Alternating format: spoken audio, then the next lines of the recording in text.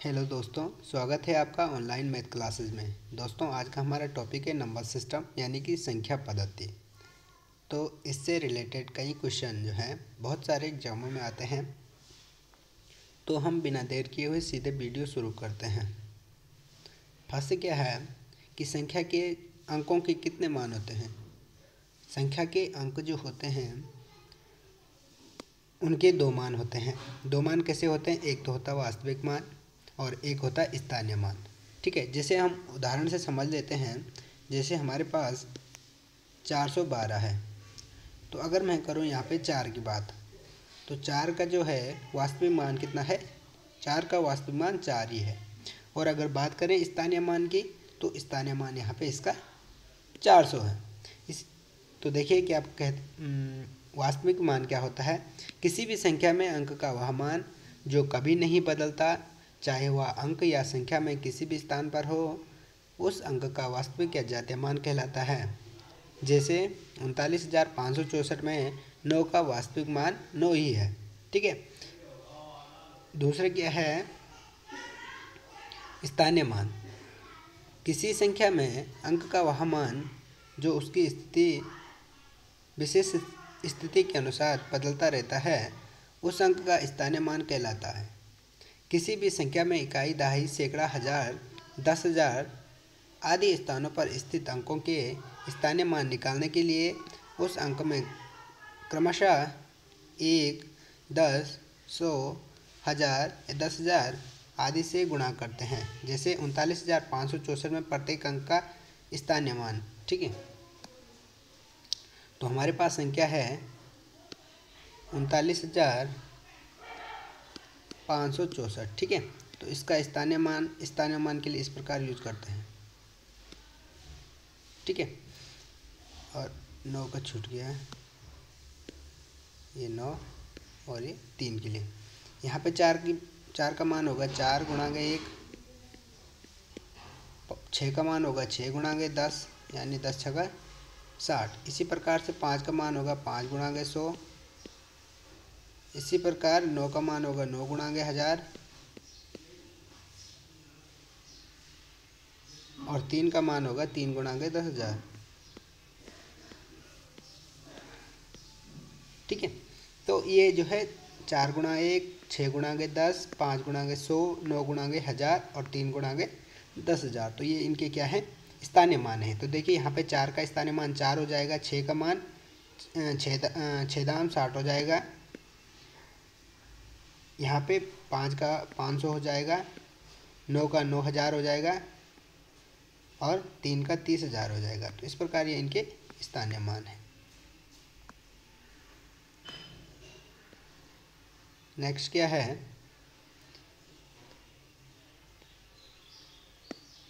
कोई भी संख्या कितने टाइप के होते हैं? ये संख्याओं के कितने टाइप होते हैं, एक एक करके हम उन टाइपों के बारे में जानेंगे। पहला है प्राकृतिक संख्याएं यानी नेचुरल नंबर। वे संख्याएं जो वस्तुओं की गणना करने में प्रयुक्त की जाती हैं प्राकृतिक संख्या कहलाती हैं। जैसे कि देखिए ये जो होते हैं 1, 2, 3, 4 होते हैं। यहाँ पे देखिए इसका मतलब है कि प्राकृतिक संख्याएं वे संख्याएं होती हैं जिनको हम किसी वस्तु को गिनने में प्रयोग करते हैं। जैसे 2 वस्तुएं हैं, 3 वस्तुएं हैं, 4 वस्तुएं हैं, तो याद रखना इसमें क्या है, जीरो इंक्लूड नहीं होता है। शून्य को प्राकृतिक संख्या नहीं माना जाता है क्योंकि किसी भी वस्तु की गणना 1 से प्रारंभ करते हैं। हम अगर किसी वस्तु को गिनते हैं तो हम बोलते हैं 1 रोटी है या 1 कप है या 2 कप हैं, ये नहीं बोलते हम कि 0 कप है। तो इस प्रकार से 0 क्या है, आपकी प्राकृतिक संख्या नहीं होगी। कई बार क्वेश्चन पूछा जाता है कि निम्न में से कौन सी प्राकृतिक संख्या नहीं है, तो 0 जो है आपकी प्राकृतिक संख्या नहीं है। सभी प्राकृतिक संख्याएं धनात्मक होती है, इतना ध्यान रखें, क्योंकि हम जो गिनती करते हैं वो धनात्मक ही होते हैं। हम ये नहीं बोलते कि -1 रोटी है, -2 रोटियाँ वगैरह हैं। तो प्राकृतिक संख्याएं सभी धनात्मक होंगी, 1 से लेकर 2, 3, 4 लेकर अनंत तक। तो ये सारी संख्याएं क्या हो जाएंगी, आपकी प्राकृतिक संख्या हो जाएंगी। नेक्स्ट क्या है? पूर्ण संख्याएं। ठीक है, तो पूर्ण संख्याएं क्या होती हैं? यदि प्राकृतिक संख्याओं के साथ शून्य को भी सम्मिलित कर दिया जाए तो वे संख्याएं पूर्ण संख्या कहलाती हैं। जैसे 0, 1, 2, 3 सभी प्राकृतिक संख्याएं पूर्ण संख्याएं होती हैं। ठीक, अब देखिए इसमें कि प्राकृतिक संख्याएं क्या थी हमारी 1, 2, 3, 4 अनंत तक। इसमें अगर हम 0 को भी इंक्लूड कर दें, 0 को भी सम्मिलित कर दें तो यह जो है आपकी क्या बन जाएंगी, पूर्ण संख्या बन जाएगी। और सबसे छोटी पूर्ण संख्या जो है आपकी 1 हो गई, सबसे छोटी प्राकृतिक संख्या 1 हो गई। ठीक है, पूर्ण की बात करें तो पूर्ण में 0 सबसे छोटा पूर्ण संख्या है, और प्राकृतिक की बात करें तो 1 सबसे छोटा प्राकृतिक संख्या है।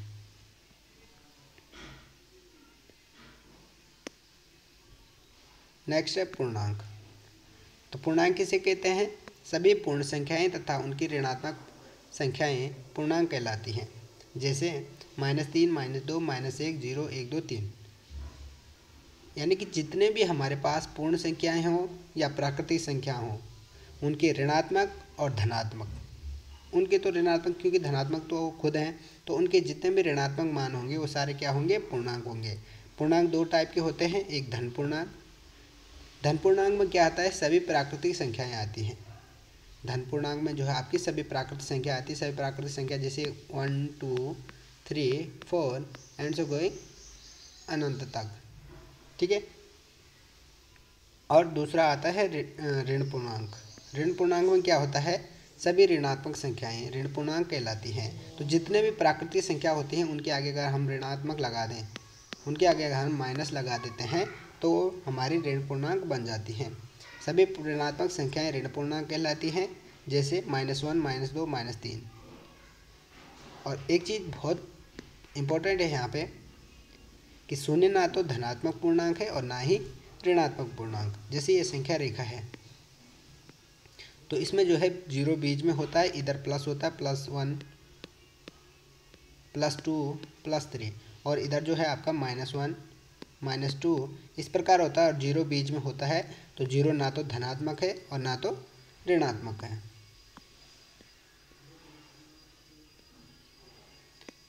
अब हमारे टॉपिक, अब हम बात करते हैं परिमेय संख्याएं, रेशनल नंबर।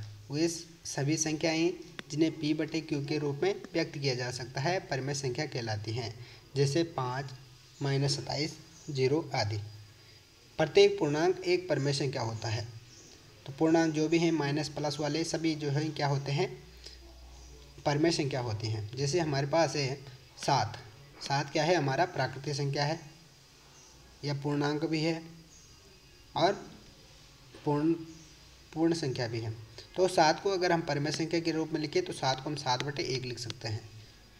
तो इसमें देखिए जहाँ पे देखो Q, यहाँ पे एक जिन्हें P/Q के रूप में व्यक्त किया जा सकता है परिमेय संख्या कहलाती है। और जहाँ Q बराबर 0 नहीं होना चाहिए, Q बराबर 0 नहीं होना चाहिए, तो 1 का मान 0 नहीं है, इसलिए ये क्या है, एक परिमेय संख्या है। नेक्स्ट क्या है, अपरिमेय संख्या।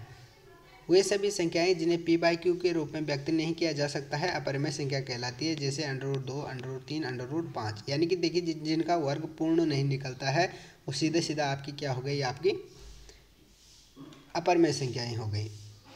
इसमें इम्पोर्टेंट बनता है पाई एक अपरिमेय संख्या है जिसका मान 22/7 या 3.14 के लगभग बराबर होता है। तो पाई क्या है, आपकी एक अपरिमेय संख्या है। परिमेय तथा अपरिमेय संख्याओं का योग तथा अंतर सदैव परिमेय संख्या होता है।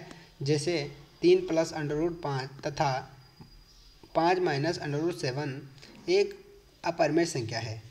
यानी कि अगर हम किसी अपरिमेय संख्या के साथ, जैसे हम अपरिमेय संख्या क्या है 2, अगर हम इसके 4 जोड़ते हैं तो वो अपरिमेय बन जाता है। इसी प्रकार हम √2 के साथ अगर 1 घटाते हैं तो वो भी अपरिमेय संख्या कहलाएगी।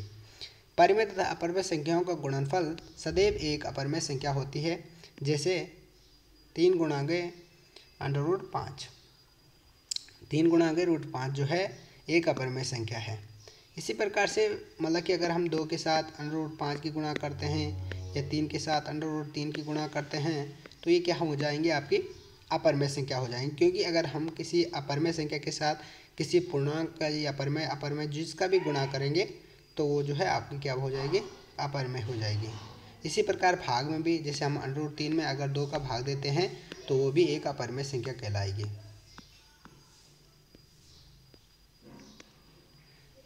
वास्तविक संख्याएं, रियल नंबर, वे सभी संख्याएं जो या तो धनात्मक हो या पूर्णांक हो या फिर परिमेय संख्या अपरिमेय हो, वास्तविक संख्या कहलाती हैं। ठीक है, सभी वास्तविक परिमेय या अपरिमेय जो भी संख्याएं होंगी वो क्या कहलाएंगी, वास्तविक संख्या कहलाएंगी। जैसे 15, 16 आदि। यदि सभी पूर्णांक, प्राकृतिक एवं पूर्ण संख्याएं वास्तविक संख्याएं हैं। ये ज़्यादा इम्पोर्टेंट नहीं है।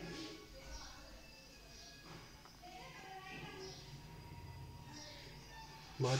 अब अगला टॉपिक है सम संख्याएं। वे सभी संख्याएं जो 2 से पूर्णतः विभाजित हो जाती हैं सम संख्या कहलाती हैं।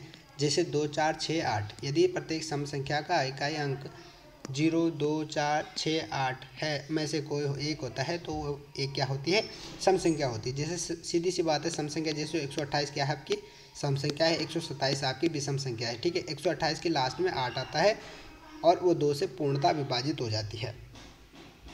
विषम संख्याएं क्या होती हैं, वे सभी संख्याएं जो 2 से पूर्णतः विभाजित नहीं होती हैं विषम संख्या कहलाती हैं। जैसे 1, 3, 5, 7। ठीक है, प्रत्येक विषम संख्या का इकाई अंक 1, 3, 5, 1, 3, 5, 7, 9 में से कोई एक हो सकता है। ठीक है, नेक्स्ट क्या है, अभाज्य संख्याएं। वे सभी संख्याएं जो एक तथा स्वयं के अतिरिक्त किसी अन्य संख्या से पूर्णतः विभाजित नहीं होती हैं अभाज्य संख्या कहलाती हैं। जैसे 2, 3, 5, 7 आदि। केवल 2 एक सम अभाज्य संख्या है। कभी कभी क्वेश्चन पूछा जाता है। तो देखिए, सबसे छोटी अभाज्य संख्या क्या हो गई, सबसे छोटी अभाज्य संख्या आपकी 2 होगी और सम भी है। तो केवल 2 एक सम अभाज्य संख्या है और अभाज्य जो कि किससे, केवल 1 से और 2 से ही विभाजित होती है। 1 से 100 तक के मध्य केवल 25 अभाज्य संख्याएं होती हैं। तो कई बार क्वेश्चन पूछा जाता है कि 1 से 100 तक के मध्य कितनी अभाज्य संख्याएं होती हैं, तो उसका राइट आंसर हो जाएगा 25 जो है आपकी संख्याएं होती हैं अभाज्य 1 से 100 तक के मध्य। कौन सी है, एक बार नज़र देख लेते हैं।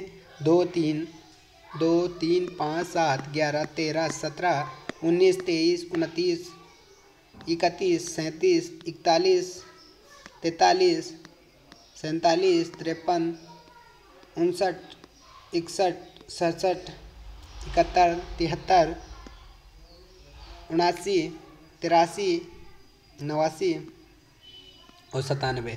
तो कभी कभी क्वेश्चन पूछ लेता हो कि जैसे उसने पूछ लिया कि 60 और 70 के बीच में जितने भी अभाज्य संख्याएं आती हैं उनका योग कीजिए। तो देखिए, सबसे पहले 60 और 70 के बीच में, तो 60 के बीच में और 70 के बीच में कितनी संख्याएं आ रही हैं, केवल 2 ही आ रही हैं। अगर आपने एक नज़र इन पे दौड़ाई है तो आप तुरंत वहाँ पे निकाल पाओगे। नेक्स्ट है अभाज्य संख्याएं, भाज्य संख्याएं। अब है भाज्य संख्याएं। वे सभी संख्याएं जो एक तथा स्वयं के अतिरिक्त कम से कम एक अन्य से पूर्णतः विभाजित हो जाती हैं भाज्य संख्या कहलाती हैं। जैसे 4, 8, 9, 15। जैसे 15 है आपका, तो 15 जो है 1 से भी डिवाइड हो जाता है, 3 से भी हो जाता है और 5 से भी हो जाता है और खुद 15 से भी हो जाता है। तो इस प्रकार इसके 4 गुणनखंड आ गए। तो जिनके 2 से अधिक गुणनखंड होते हैं वो क्या कहलाती हैं, भाज्य संख्याएं कहलाती हैं। तो आज के टॉपिक में इतना ही दोस्तों। अगले टॉपिक में हम बात करेंगे कि विभाज्यता की जांच की। तो विभाज्यता की जांच किस प्रकार की जाती है, जिससे पता चले हमें कौन सी संख्या भाज्य है, अभाज्य है। तो दोस्तों, अगर आप अगली वीडियो का नोटिफिकेशन पाना चाहते हैं तो हमारा चैनल को सब्सक्राइब कीजिए और लाल बटन प्रेस कीजिए ताकि जो वीडियो आए तुरंत आप तक पहुंच जाए। थैंक यू दोस्तों।